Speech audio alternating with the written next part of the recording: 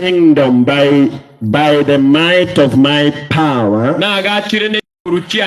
and for the honor of my majesty.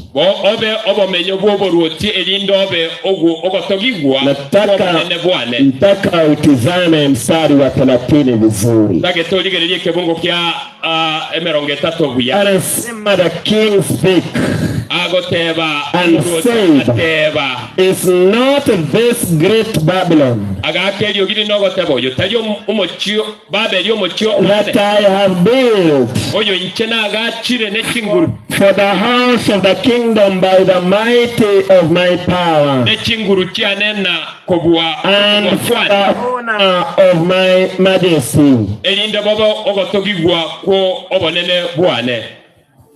Yes. Nigagoteba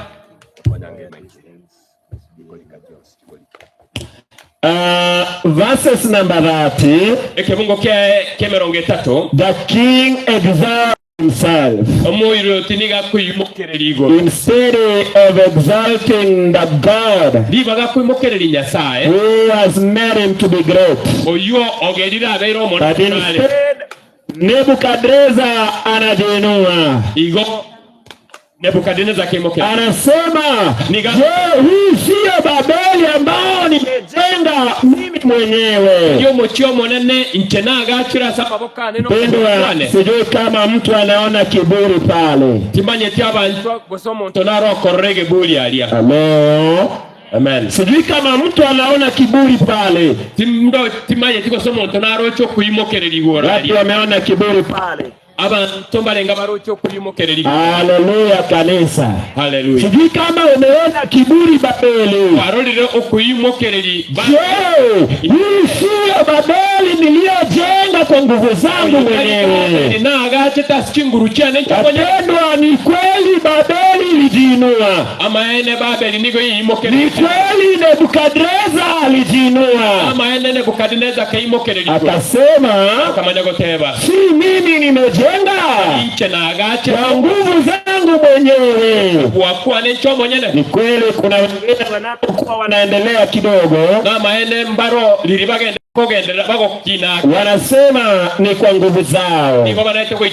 Wanasema huyu ni mimi. Na hao ndio Wakristo wa leo. Wapendwa, Babeli ya pili ilijiinua. Babeli ya pili ilijiinua. Ikakataa kumwinua Mungu wa mbinguni.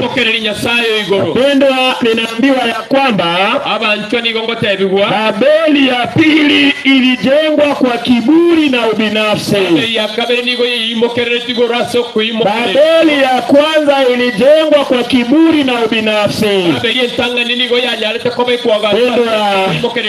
Tunaambiwa lazima tushinde kiburi. Tunaambiwa ya kwamba lazima tushinde ubinafsi. Kwa sababu Babeli mbili zilijengwa kwa kiburi na ubinafsi. Kama Babeli ya kwanza ilianguka, ni kwa sababu ya kiburi. Babeli ya pili ilianguka, ni kwa sababu ya ubinafsi. Wapendwa, ninaambiwa ya kwamba Babeli ya tatu itakuwa ni Babeli ya kiroho. Na ni kanisa. Kwa hivyo Babeli ya tatu ni kanisa. Babeli ya kwanza ilikuwa ni ya Nimrodi. Aliyeanzisha ibada ya miungu watatu. Labda unipati vizuri. Wacha nikuonyeshe yule ambaye alianzisha miji hii. Kitabu ambacho ni cha Mwanzo 10 mstari wake ni wa 8. Mwanzo 10 mstari wa 8. Yule uweze kunielewa vizuri. Anasema mstari wa 8, Mwanzo 10 mstari wa 8. And Cush begat Nimrod. Kusi akaibora Nimrodi. He began to be a mighty one in the earth. Nimrodi akaba omuntu bw'eritanga niole n'okobwala. He was a mighty hunter niga alenga omutwaliki before the Lord. Wherefore it is said, even as Nimrod, the mighty hunter before the Lord, and the beginning of his kingdom was Babel. So mwanzilishi wa miji was a mighty man. Was a mighty man. He is called Nimrod. Najua leo ukiona watu wanakaa Kisii town, ukiona watu wanakaa Nairobi, wanzilishi wa miji ni Nimrodi. Kweli Bwana aliambia kwamba waende wakazae, wakatawanyike katika nchi. Lakini yule ambaye alileta watu pamoja ni Nimrodi.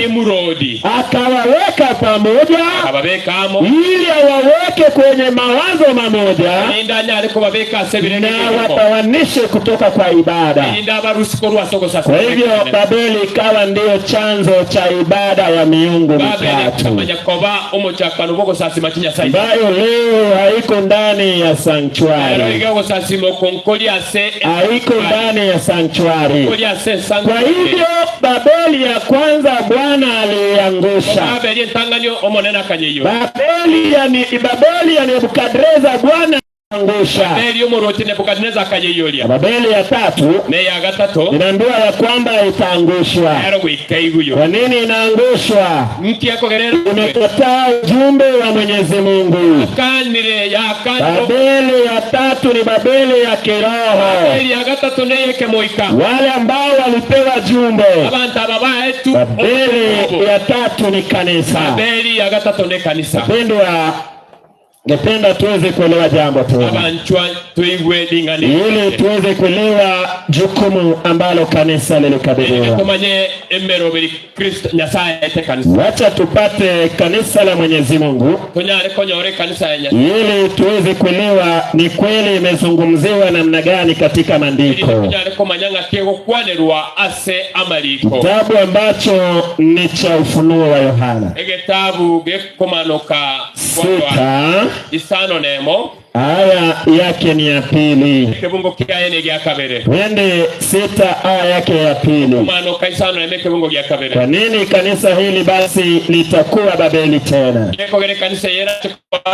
Nini kanisa linaitwa Babeli tena? Wenda tuweze kusoma ili tuweze kuelewa. 6 aya yake ya pili anazungumza, anasema, and I saw, and behold, a white horse, and he that sat on him head above, and a crown was given unto him, and he went forth conquering and to conquer. Anazungumza juu ya kanisa la Mwenyezi Mungu. Farasi mweupe, na yule ambaye alikuwa amekaa ndani yake, anasema alienda ashinde na apate kushinda.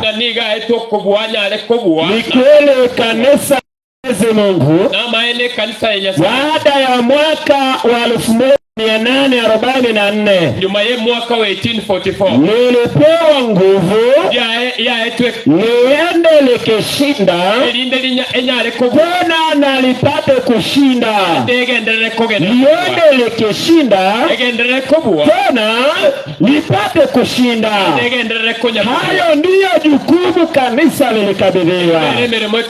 Lakini leo kanisa limeshinda na lipate kushinda. Mwimbaji basi wa wimbo ulio bora anasema namna gani juu ya kanisa? 6 aya yake ya 10. Anapoliona kanisa la Mwenyezi Mungu anasema namna gani? Kitabu ambacho ni cha mwimbaji anaitwa wimbo ulio bora. ase ogote anapozungumza juu ya kanisa la Bwana. ogotera kwa Sulemani 6:10 anasema, iseye igoro ya kanisa who is she? nigagoteba Who is she that looketh forth as the morning, ningoyo okoligereria buna elioba ligosanga fair as the moon, ningoyo olebun omuyabuna omotienyi clear as the sun, no komeka mekabuna elioba terrible as an army with banners? erenigalo oyo bokuyirokia Anasema ni nani kama kanisa la Mwenyezi Mungu? akoboli ningo ongabune kanisa Ni nani ambaye anaondoka kama kanisa la Mwenyezi Mungu, ndo kogenda buna ambalo liling'aa kama nyota, elilia lenge komeka mekabune ambalo liling'aa kama jua? elilia lenge komeka mekabune Tena naande analiona kama majeshi wanaobeba bendera. naanda koliligere lyorabuna abaruwani Ni kweli kanisa la Bwana lilipewa ushindi. amane kanisa yo monene ya etukobwa Pendwa, tusome mstari wa 4 tuweze kuelewa. dosomeke Mungu gyakane tomanya komanya Anazungumza, anasema juu ya kanisa. nigagokwana igoro ye kanisa Anasema, nigagoteba thou art beautiful, aye omwanchone oh my love, nigoro omosera buno as Tiza, omotiotirisa comely as Jerusalem, nigole bwokogokya buna Yerusalemu terrible as an army with banners. bwokoirokya buna barwani esegi Unaposoma kuanzia mstari wa kwanza, anatoa sifa ya kanisa la Mwenyezi Mungu, kureke Mungu kege tangani niga kanisa ya Nyasaye kanisa ambalo Bwana alilishindia, kanisa yo omonena nyale kanisa ambalo lilipewa mwanga wa dhamani sana. Tena kanisa hili lilipokuwa linaonekana, lilikuwa linaonekana kama washindi. Unaona watu wamelala. Kwa nini unalala kwenye mkutano? Haleluya kanisa. Haleluya. Haleluya tena. Amen. Unaweza dhubutu kulala nikinena. Unaweza dhubutu kulala. Hebu nione yule ambaye amelala kwa ishara ya mkono. Hebu nipungie. Salimia mkutano kama ulikuwa umelala. Salimia mkutano. Nimeona hapa mzee alikuwa amelala. Bwana asifiwe kanisa. Amen. Haleluya tena. Amen. Unaweza dhubutu kulala. Nitachukua kiboko. Nitachukua kiboko. Pasta hiyo umeshinda kufasiri. Na hiyo imenishinda. Ujue kiboko kweli. Bono. Haleluya kanisa. Oh, amen. Haleluya tena. Amen. Bwana asifiwe. Amen. Anasema juu ya kanisa. Anasema ya kwamba lilikuwa kama majeshi. Kanisa ambalo halikuwa na mawaa. Kanisa ambalo lilikuwa safi. Kanisa yarenge ndabu. Wacha tupate andiko. Hili ni kuonyeshe vile kanisa limerudi likawa Babeli. Hebu twende kitabu cha Efeso. Kitabu cha Efeso 5. Anasema maneno haya. Efeso 5:25. Anasema maneno haya.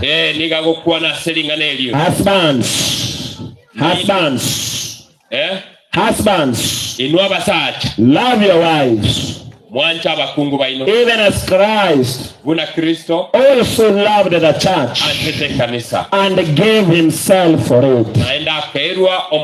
Anasema Kristo alilipenda kanisa, tena akajipeana kwa kanisa. Kumbe kanisa lilipendwa na nani? Kristo. Nilikupa wewe. Bwana asifiwe. Mtanifundisha kuimba. Anasema alinipea mambo yote. Kanisa aliweza kujitoa kwa ajili yake. Anasema ili aweze kulikomboa. Anasema maneno haya, that he might sanctify and cleanse it. Amanyagoteba elinde Elio anyale koliko yechena soko yesibia with the washing of water asa mache by the word. aselingana. Sijui kama tunaelewana. Anasema ya kwamba ili aweze kulitakasa na kuliosha, tena alioshe na maji na neno. Kumbe kanisa lilioshwa na neno. Maana kanisa ni nguzo na msingi wa kweli. Kwa hivyo ikiwa linaondoka, basi limeacha kuoshwa kwa neno. Kwa nini alioshe? Anasema that he might present it to himself a glorious church. Elinde anyale kwenyorera ekanisa yobonene. Anasema not having spot or wrinkle or any such thing, but it should be holy and without blemish. Hilo ndilo kanisa la Mwenyezi Mungu. Ni kweli aliweza kujitoa alipojitoa kafa pale katika mti wa Kalvari, ili aweze kuliosha. Ndio maana unaona hapa kuna madhabahu ya kafara, madhabahu ya kafara. Kanisa lioshwe ili liweze kuwa safi, tena liweze kukubalika. Kwa hivyo aliliosha zaidi. Kwa maana kuna maji hapa, akaliosha na maji pia ili liweze kuwa safi. Ndio maana tunasema baada ya mpito wa wakati, mwaka 1844 akateua masalia ambao walikuwa ni Waadventista wa Sabato. Anasema ya kwamba kwa nafasi ya kipekee sana Waadventista wa Sabato wameitwa kutoka duniani wawe wabeba mwanga na walinzi. Tena anasema amewapea kazi ya maana zaidi, kubeba jumbe ya malaika ya kwanza, jumbe ya malaika ya pili, na jumbe ya malaika tatu. Hiyo jukumu kanisa lilipewa. Lakini je, leo tunafanya jukumu tulilokabidhiwa? Bwana asifiwe. Ama ni michezo tumejaza ndani ya kanisa, ama ni siasa tumejaza ndani ya kanisa? Angalia hiyo kafara yote aliyoitoa. Haleluya kanisa. Amina. Je, hatuoni kafara aliyoitoa? Do we see? Friends, tutaweza kuwa na wajibu wa kujibu kwa yale aliyotutendea. Na unapoingia pale, tunaona ndani ya hema kuna mikate ambayo aliweza kulituza kanisa lake, ili liweze kukula neno la Kristo, liweze kupeleka duniani. Na jumbe ya malaika tatu, tunaiona sehemu ya patakatifu zaidi, the great mission kanisa la Kiadventista lilipewa. Ni kama basi tumeanguka na kazi tuliyokabidhiwa. Na baada ya kanisa kufeli kazi, ninaambiwa ya kwamba Bwana ataliacha. Bwana ataliacha. Ukiwa litaachwa kuacha shughuli iliyokabidhiwa, nye kwange meremo yae Bwana ataliacha, nene ni gako nye tiga na ameliosha kwa neno, nande kanisa yoli sibili ne alilipea neno lake lipeleke duniani. anyali ngane nyale kwera sobo iko bwense. Labda hujaelewa the Great Commission. Ni manyetenga na bora abetora manya eme obotomo bonene twaire. Hujaelewa Great Commission kanisa lilikabidhiwa. Nyale kanenga toma nye tubo tomo bonene Wacha twaire. nikusomee uweze kuelewa. Nita kitengo somera nilo nyale. Mathayo 28 mstari wake wa 18. Mathayo 28 kebongo kia. Ili uweze kuelewa the Great Commission Nyale kwa manyobo tomo bonene ambayo kanisa liliweza kukabidhiwa. saya igeta 28 nyale koliga ile mstari wake ni wa 19. kebongo kia ige 18. Wacha nisome 18.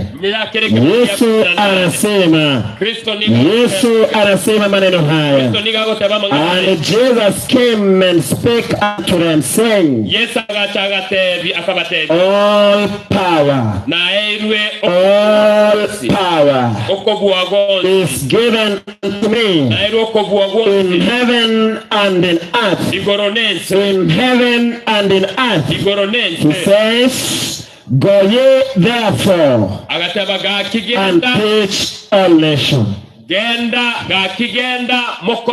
What is the Great Commission that has been given to us? mere mokeye nene twaire That we go therefore, ingatoso and the church went forth, ne kanise soke conquering and to conquer. egendere kobwa na kobwa The church went forth, ne kanise kagendere conquering and to conquer. kobwa ne kogendere kobwa. Do we today conquer, or the enemy has conquered us? Lero igan kobwa tole gosomo bisoto buire. Bwana asifiwe. Amen. Bwana asifiwe kanisa. Amen. Have we gone conquering, or we have been conquered by the enemy? Ine twabuire gose twabuire. It is very unfortunate Ni gere bobe that a cry is coming again. inganande kurate ye That kala the kocha. people who are given the message Sabantu buba etwe kene have rejected the divine message. bakamanya kwange kene ke kyanya sae. I am made to believe Ni nyegelete that a remnant, inga ekanse the ntiga Seventh-day Adventists, 7th day advent. who are given a message Abuba etu overall today, leo wameweza kupinga ujumbe huu. Lero banyare kwanga manganaye. Leo hawaendi wakishinda Lero ili wapate kushinda, bagenda etiko yi. lakini adui amewashinda Biso babu kwa ile. sababu ya tabia. Asenge chwe chimbwa. Pendwa, sijui kama mnaelewa nyakati Aba tunazoishi. timanye tio semo manye. Hapana, mimi si mwanasiasa. Cheya atini mwana siasa. Mimi si mkuu wa mimi si mwenyekiti yeyote. Chetindi mora iwe andons. Hapana. Yaya. Mimi ni Omorandia. Yaya cheno morandia. So nisikilize. Nitegerere. Ngapi wananisikiliza? Bale ngabantegerere. Na wewe usilale. Wacha pale. Kwa nini ya wimbi? Kwa nini ya wimbi? Na wewe usilale. Unaimba na usiseme na mimi nisila. Kwa nini unaniambia? Kwani mimi ninalala hapa? Sema na mimi nisilale. Lale na mimi nisilala. Yaani unaona jirani yako analala, usimwambie asilale. Unaima wakati wangu. Wangu unaisha. Bwana asifiwe kanisa. Haleluya kanisa. Amina.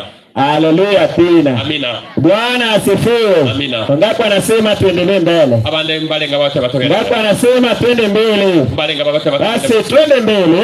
Nasoma kitabu ambacho ni cha roho ya unabii. Nale ngosome kitabu kimo ikabogo bali. Naitwa maandiko ya awali.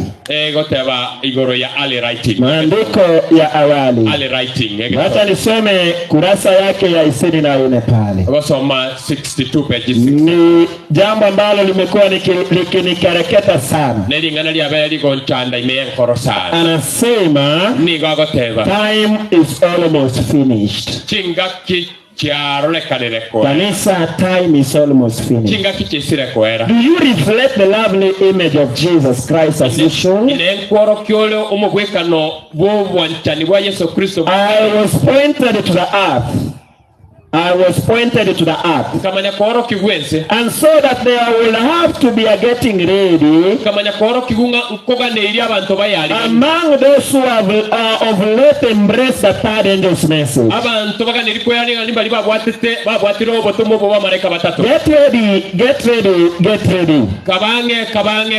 You will have to die a greater death Wika okuogo kwa konene. to the world than ye have ever yet died. Okuogo kwa wense kubwenga kene. Pendo anasema maandalizi. Ni kweli wale ambao waliokabidhiwa nuru hii wameacha maandalizi.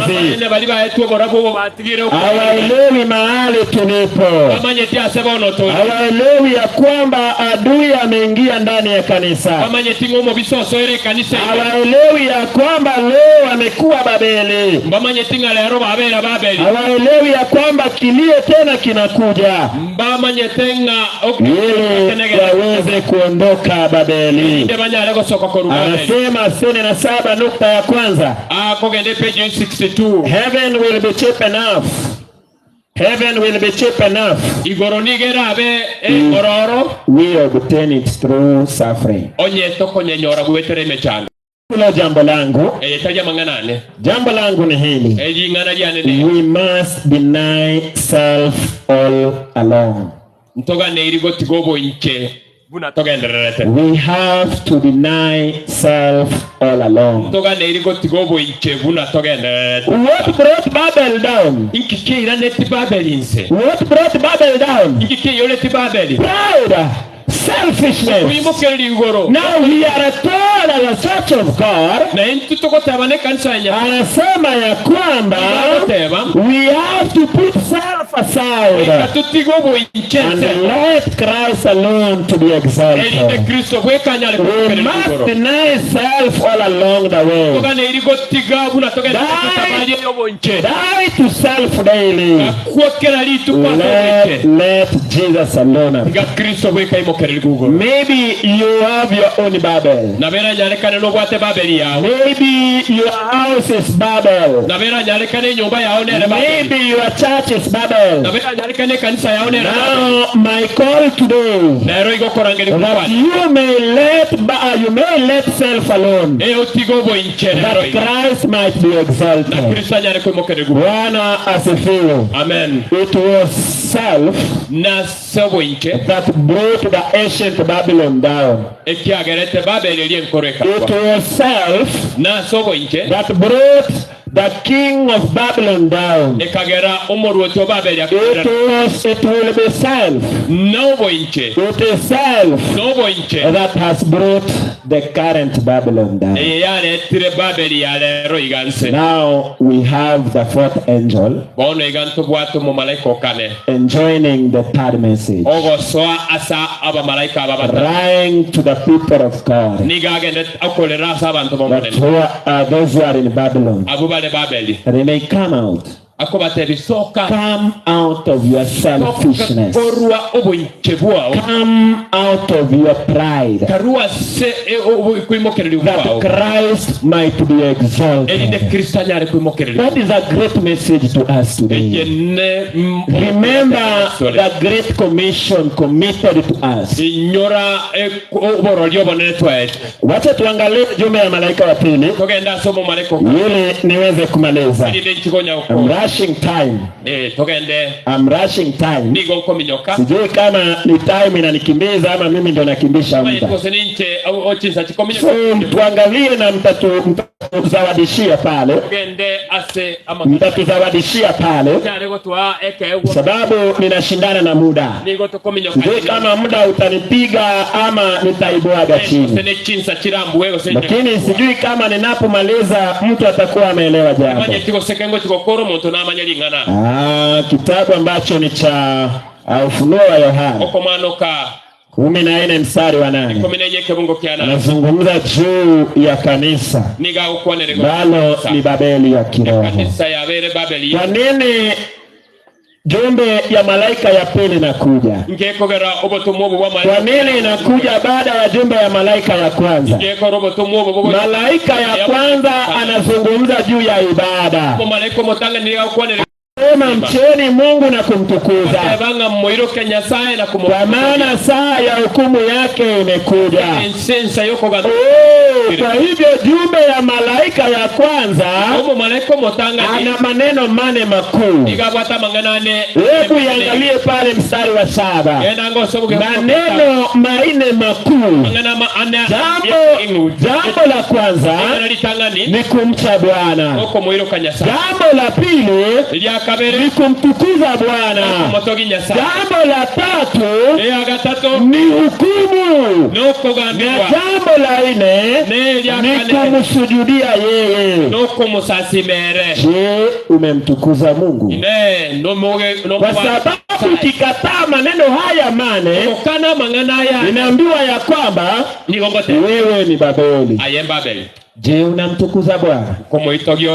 Kwa njia ya nyimbo zako unamtukuza Bwana? Kwa vile unakula unamtukuza Bwana? Kwa mazungumzo yako unamtukuza Bwana? Kwa mavazi yako unamtukuza Bwana?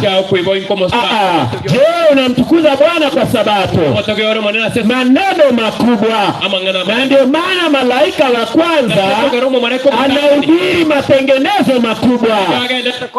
Ndio maana anasema ya kwamba kwa nini kanisa limekuwa Babeli? Kwa sababu lilikataa kutengeneza.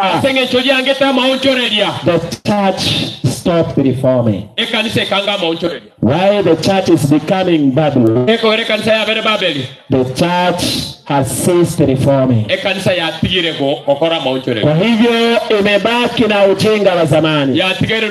Ndio maana kanisa limekuwa Babeli. Sizungumzi na kanisa ya Jumapili, sizungumzi juu ya Waislamu, ninazungumza juu ya watu wa Mungu wanaoitwa Adventista wa Sabato. Anasema why are they becoming Babel? They stopped reforming. They stopped reforming. And that is the reason they are now becoming a perfect Babel. Wapendwa, ni jambo la kusikitisha. Kanisa limekuwa Babeli ya ajabu. Kwa njia ya mavazi, kwa njia ya mazungumzo, kwa njia ya Sabato, kwa njia ya muziki, yote imekuwa Babeli. Sijui kama unaona hayo. Wangapi wanaona ni kweli kanisa liliacha matengenezo? Kanisa ni kweli limeacha matengenezo. Ni mwito wako binafsi leo. Ni mwito wako binafsi leo, ili uondoke Babeli, ufanye matengenezo ya kweli. If the church stopped reforming, it is upon your duty to reform now. Hata uwezi sema amina. Mimi sina 100 ya wanasiasa. Sina 1000 ya wanasiasa. Unajua utakumbuka mwanasiasa kwa shilingi 100. Lakini mimi sasa si unikumbuke kwa hii jamani. Bwana asifiwe. Wewe unajua unakumbuka mwanasiasa kwa shilingi ngapi? Juzi nilikuwa Desemba pale tarehe 25 tukihubiri huko chini. Nikaona Simbarati alikuwa anapeana ungangano. Watu walitoka kanisani wakaenda kwa ungangano. Kama hapa alileta ungangano. Nikashangaa kumbe mimi sina ungangano. Unaona sasa? Ati ya kwamba unaacha uzima wa milele unaenda kwa ungangano. So ili 2027 tuime Simbarati. Hapana. Nataka uimbe uzima wa milele. Nimetulia hata nikupe nafasi useme amina, hujasema amina. Hiyo ni ya kulazimisha. Hiyo ni ya kulazimisha. Mnalazimisha kusema amina nyinyi. Haleluya kanisa. Haleluya tena. Amen. Mwito wa kipekee ufanye matengenezo.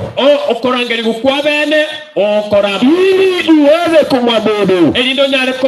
Jambo lingine ni swala la hukumu. Je, kanisa unajiandaa kwa hukumu? Hukumu ambayo inaendelea. Hukumu inaendelea. Mnamo 1844 Yesu aliingia patakatifu zaidi. Kuanza hukumu ya upelelezi. Kwa hivyo kanisa linaandaliwa kwa ajili ya hukumu. Are you preparing for the judgment to come? Dada wangu anazungumza anasema the judgment has begun for the dead. We know not how soon it will be passed to the living. So are you preparing for the judgment? Kama bado unaishi kama kawaida. Unajua pale shuleni tulikuwa tunaimba tu tukicheza. Moto umewaka, moto umewaka. Unajua hivyo ndivyo tulikuwa moto umewaka, moto umewaka. Are you preparing for the judgment? Are you preparing for it? Or are you joking? Uko tu pale kwamba sisi wewe ni Mwadventista wa Sabato. You are not preparing at all. You are just a joker. You only have a name that you are a Christian. You only have a name that you are an Adventist. But you are a serious joker. You are like a student in school. Yule ambaye anaimba tu anacheza moto umewaka. Unacheza wakati hukumu inaendelea. Swala lingine la malaika ya kwanza ni juu ya nani anastahili kuabudiwa. Who is to be worshipped? Ni nani anastahili kuabudiwa? Ni kweli dunia ina miungu wengi. Ni kweli kuna miungu wengi duniani. Who do you worship? Who do you worship? Coming to a conclusion. I'm coming to a conclusion. Now, in the first message, there is a great question. Msujudie yeye aliyezifanya mbingu na nchi. Ni nani aliyezifanya mbingu na nchi? Wapendwa, ninaposoma Mwanzo 1:1 inasema ya kuwa hapo mwanzo Mungu aliziumba mbingu na nini? Bwana asifiwe. Amina. So who do you worship? Nimrod brought three people. Brought the worship of the sun. Brought the worship of the moon. Brought the worship of the stars. And today the entire world imepelekwa mbele ya ibada ya miungu watatu wa kiroho. Well, after the passing of time in 1844, a message was brought again to remind us of who we ought to worship. Not other gods, but the God of heaven. Let us read this verse. Let us read this verse. The book of 1 Corinthians. When I'm coming to a conclusion, I don't want to prolong the study. I only have 8 minutes. I have 8 minutes.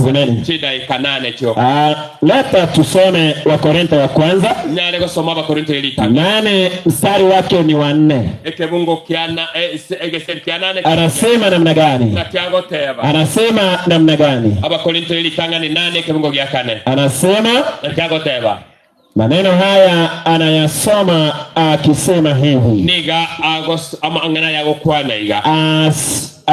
as concerning therefore the eating of those things, ebintu bikorwe that are offered in sacrifice ebikorwe gwebimwanzi unto idol. asemegweka. We know that an idol is nothing twamanyirenga omugwekano bwo ogosasimata in the world, asense and that there is none other God but one. manyirenga nyasaye ondetali ande otatiga oyo omugweka. Bwana asifiwe. Amen. Mstari wa 5 anasema, Mungu kia 5 byasema, for there be gakinonya nchire that are called gods, kire shinde chikoro whether in heaven or in earth, koro sense as there be gods many, guna chire kinyasaye kinyi and the lords many, nabane nabange and the lords many. nabange abane na. Says in verses number 6, Number 6, but to us, kolenda asetole asetole there is one God, intunyasaye noyo omugweka the Father. oyo ole tata. Bwana asifiwe. Amen.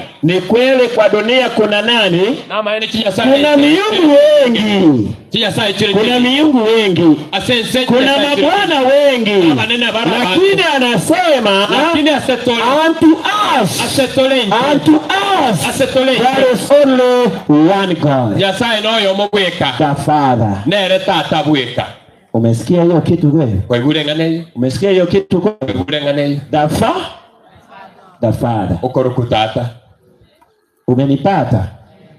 nere nyasaye. Ndio maana tumeitwa tuweze kumwabudu. nakekora tuwarangeru Nini basi inafanya kanisa kuwa Babeli? inkeko koreka Ni wakati inapokataa jumbe ya malaika ya kwanza. igokana igoro. Kwa hivyo ukikataa matengenezo ya Sabato, igokana igoro yobonjoro libwesabato, ukikataa ibada ya Mungu mmoja wa kweli, kana nyasaye yobweka bwekene, wewe ni Babeli. I am Babeli. Bwana asifiwe. Amen. Ndio maana kanisa leo limekuwa Babeli. nakeko garese abera. Ndio maana kwa familia yako leo ni Babeli. nakeko garese familia wa Ndio Babeli. maana wewe mwenyewe ni Babeli. nakeko garayo monyene Come out Babeli. of your own Babel. na karuase Babeli. Come out of the Babel you built, karuase Babeli ya that Christ might be ene exalted. Kristo imokereligu. In verses number 8, in Revelation chapter 14, togende kebungo kelikyako mano kwa 14. number 8 anasema, Mungu kia 8 ni 14 verses number 8 anasema, Mungu kia 8 ni goke. and there followed another angel saying, Umumaleko ndoyo kwabera akamutunya na Babylon is fallen. Babeli ogule. Babylon is fallen. Babeli omotioli Is fallen. ogule. That great city, Omotioli omonene though she made all nations drink of the yo wine nyonsiria of the wrath of her fornication. divayenda mwamu yo butomaji. Why is Babel falling? Ngekogera Babeli yagwa. Why is Babel falling? Ngekogera Babeli yagwa. She has drunk Niga nyule. the wine of her fornication. Niga anyonsiria abantu edivayi yo butomaji. That is the reason why Babel is falling. Ngekogera Babeli yagwa. The spiritual Babel is falling Oh, Babeli because of pride na and selfishness, na senge nchoyo kuimu. because of indulgences. Na senge nchoyo kuimu. That is why the church is falling. Na kekore kanisa. Wapendwa, ninakuita leo ondoke kutoka kwa Babeli na barangeri muru ili uweze kumwabudu Mwenyezi Mungu nyale ko musasi manya katika roho na kweli. kanekene. Stari chapter 18 fungu langu la mwisho, Chapter 18 okomanoka iyo langu la mwisho, okebungo kyane kyo moelio anasema maneno hayo. 18 okomanoka Stari wake ni wa 4, ekebungo kya kaneke gote anasema maneno haya. niga gote balinganeli. mstari wake wa 2, ekebungo kya he cried mightily akalera neli ogirie chinguru with a great voice saying, neli ogirie neno gote Babylon the great is fallen, is fallen, neli ogule Babeli and omochyo is monene become ogule the habitation of devils, obero omenyo gwebireta and hold of every foul spirit, na oboga tubwekera omoika and the cage of every unclean faithful bird. nobwakera enyoni etachenegeti For all nations have drunk of the wine of the wrath of a fornication. Abantu bebisako byonse banyule divai yenda momu yo mutumani bwayo. Verses number 4 anasema, I heard another voice saying, come out of her my people. Come out of her my people. Now God is calling us that we might come out of Babylon. Soon Babylon is to be destroyed. Anasema kilio chake kimesikika mbinguni. Maombi yake yamesikika mbinguni. Bwana anawaita watu watoke Babeli. Na ndio mwito leo. Wapendwa, kama ni jukumu lako, ukiwa unahisi mwito wako ubinafsi wote, Babu hayo ndio yaliyoangusha Babeli. Na Bwana aweze kukusaidia. Bwana aweze kukusaidia. I want to pray with a single song. And that is saying, I'm tired of Babylon. I'm tired of false teachings. I'm tired of false teachings. It's my desire that I be a part of God's family. Rise as we pray. Rise as we pray. If it's your purpose, rise as we pray. Let's pray.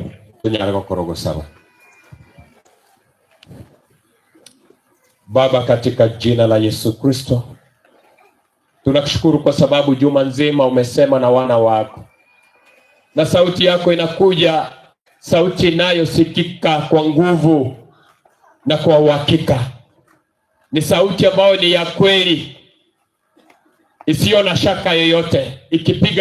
Ukipiga sauti ukiwalilia watoto wako, kuombea watoto Babeli.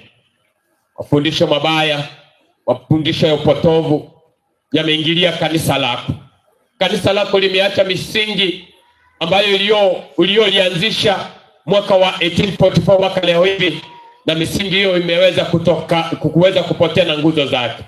Ndio sababu unarejesha tena sauti hiyo, ukiwarejesha watu katika misingi ya kweli ya ibada. Ibada ya Mungu wa kweli, Mungu ambaye ni mmoja, ambaye ni Baba. Ili kwamba warejelee, watambue kwamba ibada zimeingia ulimwenguni nyingi, lakini wataka warejee katika ibada ya kweli. Na kanisa hili umelipa mamlaka ya kuweza kueneza ujumbe huu, ili watoke katika upotovu ambao wanadamu leo wameingiza. Hata umeingia kanisani mwa kanisa la Kiadventista ambalo ni la masalio. Naomba Mungu wetu uweze kujionesha, kujidhihirisha katika maisha ya wengi. Sema na yule, sema na hawa ndugu zetu, dada zetu ambao wamekuja kwa wingi leo, ambao wako katika juma hili. Wape kwa ujumla yale mambo ambayo umeshayasema juma nzima, ili waweze kukutambua na kutoa maisha yao wakufu mbele zako. Tuandae kwa ajili ya marejeo yako. Asante kwa watumishi wako, wavuvie zaidi na nguvu zaidi, ili waweze kuyasema si yao, bali yale ambao umetamania tuweze kuyapokea. Uwepo wako uweze kuwa pamoja nasi. Bariki kila moja, sema na kila moja, katika jina la Yesu Kristo tumeomba na kuamini. Amen. Tubarikiwe. Amen.